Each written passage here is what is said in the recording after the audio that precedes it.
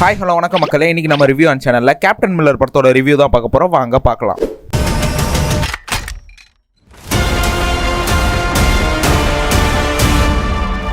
Captain Miller இந்த கதை வந்து எந்த காலகட்டத்தில் ஆரம்பிக்குது அப்படின்னு பார்த்தீங்கன்னா, இண்டிபெண்டன்ஸுக்கு முன்னாடி இந்த கதையை வந்து ஆரம்பிக்கிறாங்க. பிரிட்டிஷ் வந்து ஒரு ஒதுக்கப்பட்ட மக்களை வந்துட்டு எதிர்த்து போராடிட்டு இருக்காங்க. அந்த ஊரை வந்து எப்படியாவது ஆக்கிரமிச்சு அவங்கள எப்படியாவது கொண்டுடலாம் அப்படின்ற மாதிரி ஒரு விஷயத்த பண்ணிட்டு இருக்காங்க. அந்த பிரிட்டிஷ்க்கு இடையில வந்துட்டு அந்த ஊர் மக்களை வந்துட்டு ஒரு ராஜா வந்து ஆட்சி செஞ்சிட்டு இருக்காரு. அந்த ஒதுக்கப்பட்ட மக்களை வச்சு ஒரு கோயிலை வந்து கட்டுறாரு அந்த ராஜா. அந்த ராஜா வந்துட்டு இந்த கோயிலை கட்டினதுக்கப்புறம் அந்த ஊர் மக்களே வந்துட்டு உள்ளே விடாமல் இந்த ராஜா மட்டும் உள்ளே போயிட்டு அவருக்கான விஷயங்களில் மட்டும் வச்சுக்கிட்டு இந்த ஊர் மக்களை வந்துட்டு ஒதுக்கி வச்சிடுறாங்க. இதை வந்து பார்த்துட்டு தனுஷ் வந்து சொல்கிறாரு, இந்த மாதிரி வந்துட்டு நான் பேசாமல் பிரிட்டிஷ்காரன்ட்டே போய் சேர்ந்துடுறேன், அவனே வந்துட்டு அவனோட ஆர்மியை வந்து நல்லா வச்சுக்கிறான், அவன் மக்களை வந்துட்டு நல்லா பார்த்துக்கிறான், இதுவே நான் இந்த ஊர் மக்களோட இருந்தேன்னா இந்த ராஜா வந்துட்டு அவனோட காலடியில் போட்டு என்னை சாவடிச்சிருவான், ஆனால் நான் பிரிட்டிஷோட சேர்ந்தேன்னா என் காலுக்கு பூட்ஸ் கொடுத்து யூனிஃபார்ம்லாம் கொடுத்து என்னை நல்லா பார்த்துப்பான், அதனால் வந்து நான் பிரிட்டிஷோடய சேர்ந்துக்கிறேன்ற மாதிரி தனுஷ் வந்துட்டு அந்த ஊரை விட்டு கிளம்பி அந்த பிரிட்டிஷோட ஆர்மியில் போய் சேர்ந்துக்கிறாரு. அந்த பிரிட்டிஷ் ஆர்மியோட சேர்ந்ததுக்கப்புறம் அவரோட ஊர் மக்களே வந்து இந்த பிரிட்டிஷில் வந்து கொல்ல ஆரம்பிக்கிறாங்க. அந்த தனுஷ் வந்துட்டு பிரிட்டிஷ்க்கு சேர்ந்ததுக்கப்புறம் மில்லர்னு பேரை சேஞ்ச் பண்ணிக்கிட்டு அவர் வந்து இந்த பிரிட்டிஷோட சேர்ந்துட்டு இந்த மக்களை வந்து எதிர்த்து போகிறாரு. இல்லை பிரிட்டிஷ்க்கு எதிராக அவர் திரும்பினாரான்றது தான் இந்த படத்தோட மீதி கதைன்னு சொல்லலாம். You believe devil? I am the devil. First of all படத்தோட பாசிட்டிவ் அப்படின்னு ஆரம்பிச்சோன்னா கண்டிப்பாக தனுஷ் பற்றி தான் சொல்லணும். அவரோட ஆக்டிங் வந்துட்டு இந்த படத்தை வந்துட்டு பயங்கரமாக புல் ஆஃப் பண்ணியிருக்குன்னு சொல்லலாம். நிறைய சீன்ஸ் வந்துட்டு ரைட்டிங்கில் வந்துட்டு மொக்கையாக இருந்தாலும் இவரோட ஆக்டிங்கை வச்சு அதை மேட்ச் பண்ணி கொஞ்சம் கிரேடை வந்து ஏற்றிருக்காங்கன்னே சொல்லலாம். ஒரு சீன் இருக்கும், அவரோட மக்களே வந்துட்டு இவர் கையால் சுடுற மாதிரி ஒரு சீன் வச்சுருப்பாங்க.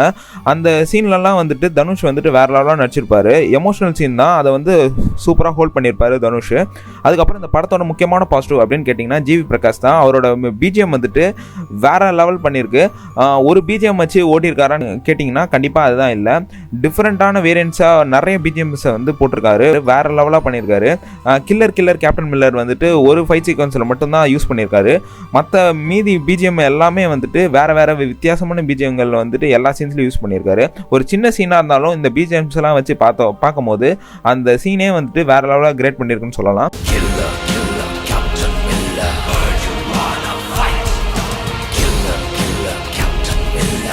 ஸோ இதுக்கப்புறம் வந்துட்டு சிவராஜ்குமார் இவருக்காகவே நிறைய சீன்ஸை வந்து எழுதியிருப்பாங்க போல். ஜெயிலரில் எப்படி மாஸ் பண்ணாரோ அதே மாதிரி இந்த படத்துலையும் வந்துட்டு வேற லெவலாக மாஸ் பண்ணியிருக்காரு. கொஞ்சம் போர் அடிக்கிற நேரத்தில் சிவராஜ்குமாரை காமிச்சு அந்த சீனையை வந்துட்டு எக்ஸ்ப்ளோசிவாக சூப்பராக பண்ணியிருக்காரு. அதே மாதிரி சந்தீப் கிஷன் வந்து இந்த படத்தில் நடிச்சிருக்காரு. அவரை வந்து இன்னுமே நல்லா நடிக்க வச்சிருக்கலாம். அவருக்கான பொட்டன்ஷியல் இந்த கேரக்டரை வந்துட்டு கொஞ்சம் கம்மியாகவே கொடுத்துருக்காங்க. அவருக்கு ஹீரோவான நிறைய வாய்ப்புகள் இருந்தும் இந்த படத்தில் வந்துட்டு ரொம்ப கம்மியாகவே அவரோட கேரக்டர் இம்பார்ட்டன்ஸ் கொடுத்துருக்காங்க. அதுக்கப்புறம் பிரியங்கா அருள்மோகன் வழக்கம் போல் தண்ணிக்கான தான் போட்டிருக்காங்க. ஆனால் 2-3 ஷூட்டிங் சீன்ஸ் எல்லாம் வச்சுருக்காங்க, அது வேணால் ரசிக்கும்படி இருக்குது. ஆனால் பிரியங்கா மோகன் ஃபேன்ஸ் எல்லாம் இந்த படத்தை பார்த்தீங்கன்னா கொஞ்சம் டிசப்பாயிண்ட் ஆகிடுங்க. ஏன்னா அந்தளவுக்கு ஒரு கேரக்டர் இம்பார்ட்டன்ஸ் இந்த படத்தில் இல்லை. அதுக்கப்புறம் இந்த படத்தில் வந்துட்டு காளி வெங்கட் நடிச்சிருக்காரு. அவர் ஒரு வில்லன் மாதிரி நடித்தாலும் ஒரு காமெடியன் மாதிரி சேர்ந்து ஒரு மாதிரி நடிச்சிருக்காருன்னு சொல்லலாம். ஸோ இந்த படத்தில் வந்துட்டு எல்லாருமே நல்லா நடிச்சிருக்காங்க. ஆனால் இந்த பிரிட்டிஷ்காரங்களாம் நடித்தவங்க எல்லாருமே வந்துட்டு வழக்கம் போல் எல்லா படத்துலையும் வந்துட்டு இந்த பிரிட்டிஷ்காரங்க எடுத்து இருப்பாங்கல்ல, அதே மாதிரி தான் இந்த படத்தில் இருக்காங்க. ஒரு வித்தியாசமும் இல்லை. வரானுங்க, ஒரு 4 பேர் படையோடு சேர்ந்து வரானுங்க, தனுஷ் சுட ட்ரை பண்ணுறானுங்க, ஒரு புல்லட் கூட தனுஷ் மேலே பட மாட்டேங்குது. ஸோ இதெல்லாம் வந்துட்டு இந்த படத்தோட பாசிட்டிவா அப்படின்னு கேட்டிங்கன்னா பாசிட்டிவாக கூட வச்சுக்கலாம்.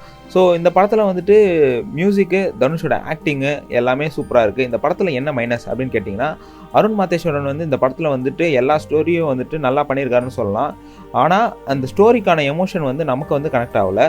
என்னதான் வந்துட்டு ஒரு கேஸ்ட்டை பற்றி சொன்னாலும் அந்த ஊர் மக்களுக்கு நடக்கிற ஒரு அநியாயத்தை பற்றி சொல்கிறாரு. அப்புறம் பிரிட்டிஷ் வந்து எப்படி நம்ம மக்களெல்லாம் எதிர்த்தாங்க, அப்புறம் ராஜா வந்துட்டு அந்த மக்களை என்னெல்லாம் பண்ணாங்க, அப்புறம் தனுஷுக்கு அந்த கேரக்டர் டெவலப்மெண்ட்டு, இதெல்லாம் வந்து நிறைய விஷயங்கள் இருந்தாலும் அந்த விஷயங்கள் வந்துட்டு ஆடியன்ஸ் ஒன்றும் கனெக்ட் ஆகலை. எப்படி நமக்கு வந்து அசுரன் கர்ணன் படத்துலலாம் வந்துட்டு அவருக்கு ஹீரோக்கு வந்துட்டு ஒரு என்னென்ன ஒரு பாவங்கள் நடக்குதோ அதெல்லாம் வந்துட்டு ஐயோ பாவம் அப்படின்ற மாதிரி நமக்கு கனெக்ட் ஆகும். பட் இந்த படத்தில் வந்துட்டு நிறைய விஷயங்கள் நடந்தாலும் அது வந்து நமக்கு கனெக்ட் ஆகலை. அதை வந்துட்டு அந்த சீன் நமக்கு கனெக்ட் ஆகிறதுக்குள்ளேயே வந்துட்டு தனுஷ் வந்துட்டு டக்குன்னு கோவமாகி டக்குன்னு வந்து அந்த சீன்லேயே வந்து முடிச்சிடுறாரு. ஸோ நமக்கு கனெக்ட் ஆகிறதுக்குள்ளேயே வந்துட்டு அந்த சீனை வந்து முடிச்சு அடுத்த சீனுக்கு போயிடுறாங்க. ஸ்க்ரீன் பிளே வந்துட்டு ரொம்ப ஸ்லோவாக இருக்குது. எவ்வளோ நேரம்டா இந்த சீனை எழுப்பிங்க அப்படின்ற மாதிரி ஒரு அழுத்தம் தன்மை, ஒரு இரிட்டேஷன் வந்து உண்டாகுது. ஸோ இதெல்லாம் வந்துட்டு இந்த படத்தோட நெகட்டிவ்னு சொல்லலாம். நிறைய கேரக்டர்ஸ் வந்து போயிட்டு இருக்கோம். அவங்களுக்கான கேரக்டர் இம்பார்ட்டன்ஸ் கொடுக்கலனாலும் அவங்க கொடுத்த கேரக்டருக்கு நல்லாவே பண்ணியிருக்காங்க. ஸோ இந்த படத்துக்கு நான் கொடுக்குற ரேட்டிங்ஸ் வந்து 5க்கு 2 ஸ்டார்ஸ் தரலாம். ஏன்னா வந்துட்டு நிறைய கேரக்டர் இம்பார்ட்டன்ஸ் கொடுக்காம கதையை வந்துட்டு ஏதோ பண்ணணுன்றதுக்காக பண்ணி அது எங்கேயோ கொண்டு போய் நிறுத்திட்டாங்கன்னு சொல்லலாம்.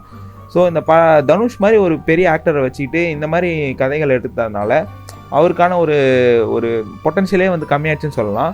நமக்கு வந்து ட்ரெய்லரை காமிச்சு படத்தை வந்துட்டு பயங்கரமாக பூஸ்ட் பண்ணியிருப்பாங்க. எப்போவுமே ட்ரெய்லரை பார்த்துட்டு நம்பக்கூடாதுன்னு சொல்லலாம். ஸோ அதை மாதிரி இந்த படத்தையும் வந்து ஒரு எக்ஸாம்பிளாக சொல்லலாம்னு நான் நினைக்கிறேன். ஸோ தனுஷை வச்சு நிறைய பொட்டன்ஷியலாக இந்த படத்தில் யூஸ் பண்ணியிருக்கலாம். அதை வந்து அருண் மாதேஸ்வரன் இந்த படத்தில் மிஸ் பண்ணிட்டாருன்னே சொல்லலாம். ஸோ இன்னொரு வீட்டில் சந்திக்கிறதுக்கு ஹேப்பன் கைஸ்.